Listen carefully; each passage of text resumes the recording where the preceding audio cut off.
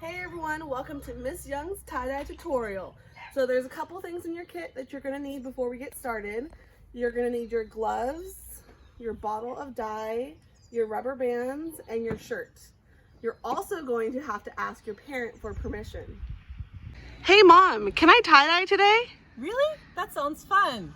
Go ahead. Thank you. Have parent permission, you're gonna set up outside. I have my shirt laid out. And before you get started, you're going to want to figure out what design you want. My personal favorite is the spiral, so that's what I'm going to show you today. Camera, can you come closer? Okay, so you're going to lay your shirt out. You're going to either take your fingers or a ruler, and you're going to figure out where the swirl of your design is going to be. I want my swirl here, so I'm going to just start twirling slowly, and you'll see that the shirt starts to gather. And I'm just going to keep spiraling until I have it into this type of shape. Okay, then you're going to get your rubber bands and you're going to wrap the shirt like a spider web shape. Okay, I'm going to put about 3 or 4 rubber bands, wrapping that shirt nice and tight. Rip off this tag. Okay, and I'm going to try to get where they intersect on the spiral of the shirt. Okay, and continue. I'm going to probably put a couple more rubber bands, and keep in mind it doesn't really matter because it's all going to be one color. Sometimes when you tie-dye you're going to use multiple colors, but we're only working with purple because purple is 5th grade color. Okay, I'm going to make sure the back is nice and spiraled. Okay, and that looks pretty good. Okay, so that was the spiral. I'm going to also show you the accordion, which will make like a ripple effect. You're going to just accordion fold like you were paper all the way down.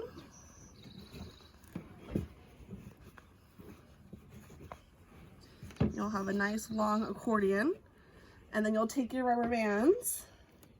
I'm going to start at the end and work myself all the way to the other side. And you want the rubber bands pretty tight.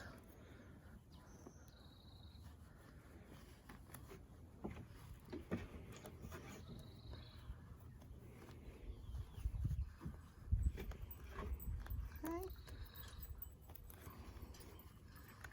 Another thing you can do if you're having a hard time wrapping it is you can actually break the rubber band and wrap it around and then just tie it. Okay, and tie it nice and tight. Double tie. So that's another option. Okay, I'm gonna go all the way down.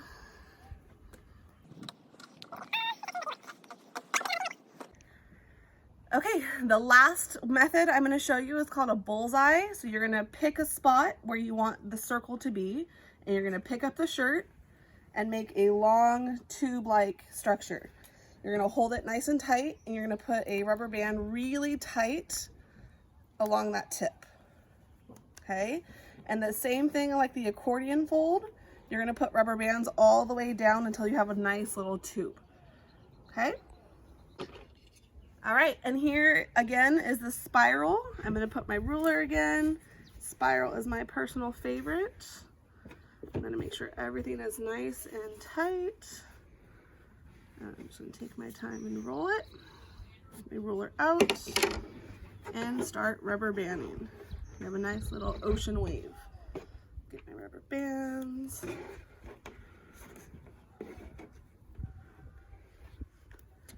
And remember, it doesn't have to be perfect. I'm going to try to go twice with this rubber band.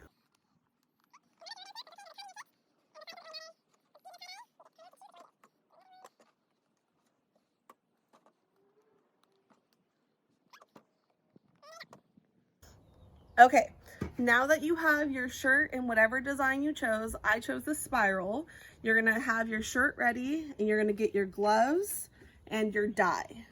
Okay, start by putting your gloves on.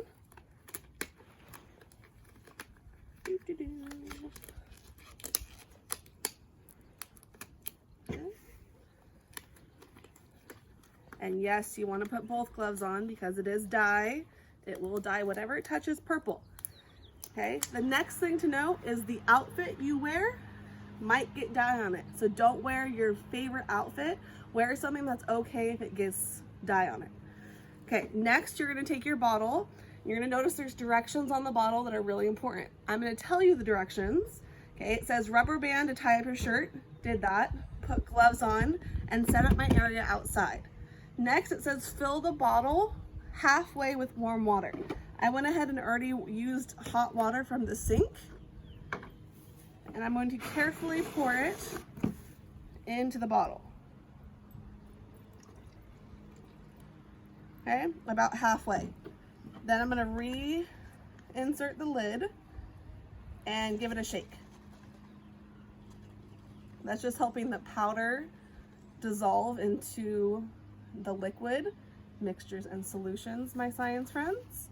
I'm going to take the lid off again and fill it all the way to the top without overflowing. Okay, notice there's a little bit of foam, so I went a little bit below the top. Put the lid back on. Before I get started, you're gonna need to find a container. You can also do this on the grass, but I like to use a container because whatever dye falls off my shirt into the bin, I can actually press the shirt, which I'll show you in a second, into the bin to save as much dye as I can. Okay, reading the directions one more time. It says add more water. Then once I get to halfway of my dye, I'm actually gonna take the warm water again and add more dye so that it goes a little bit longer. All right, let's get started. So I'm gonna put my shirt in the container, take that red cap off, and I'm gonna just start squeezing it onto my shirt. Again, not too hard. I'm gonna check if it's halfway. Nope, I can keep going. I really wanna get it into that creases in the shirt, so I'm just gonna squeeze. Keep going, I can press it. Okay. I'm gonna flip it over and keep going. I want the whole shirt to be really purple, so I have a long way to go. All right, that's about halfway, so I'm gonna take my lid off again. I'm gonna add more water, carefully. Oop, that spilled.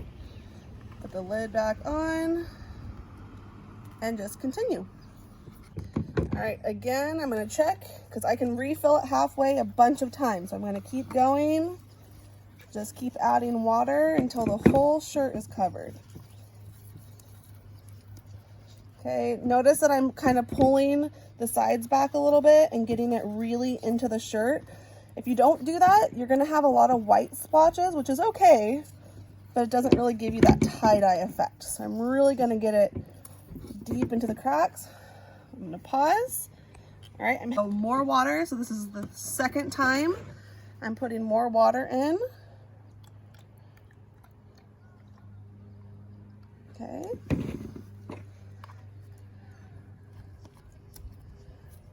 Okay, and I'm gonna just keep going. Filling this about 8 times. I just poured the leftover onto it, put the bottle aside, and now I'm gonna lightly and carefully, keeping my gloves on, massage the shirt, just helping the dye really get into it. You're gonna notice some of the dye went back into the container. That's okay, I'm just gonna soak it back up. Kind of wiping it in, getting all that dye. Okay, now you're gonna leave your shirt like this, and you're gonna get a bag or a Ziploc bag, could be a grocery bag.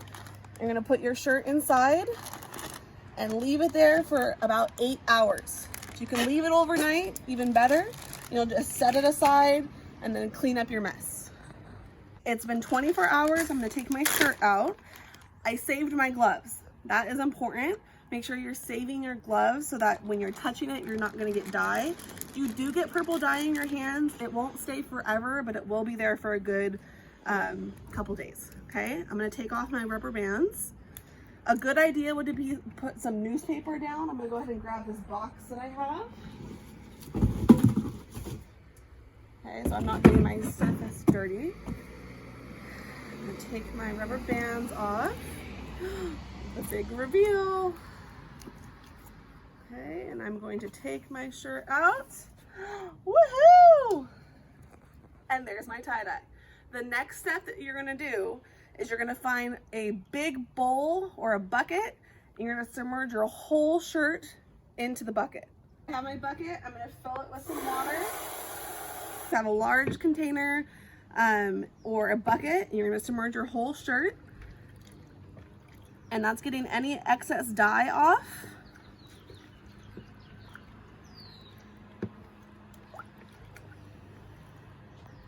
Okay, then you're gonna lift your shirt up, wring it out really good. And you're gonna leave it outside to dry. I recommend the grass and let it dry. And there you have it. Tie-dye with Miss Young. Enjoy, have fun.